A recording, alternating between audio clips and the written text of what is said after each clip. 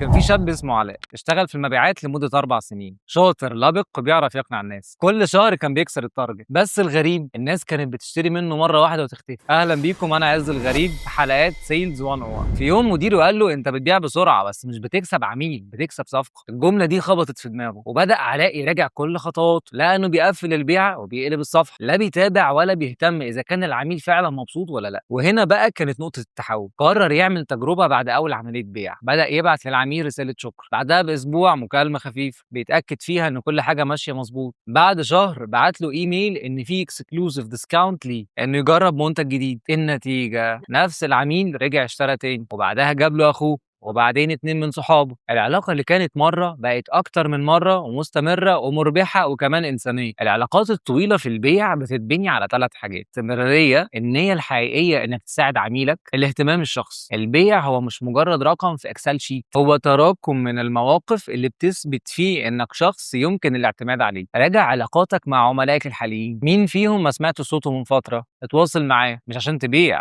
بس عشان تفكره إنه مهم، وبعد ما تبعت المسج دي ما تنساش تسيب لي النتيجة في الكومنتس.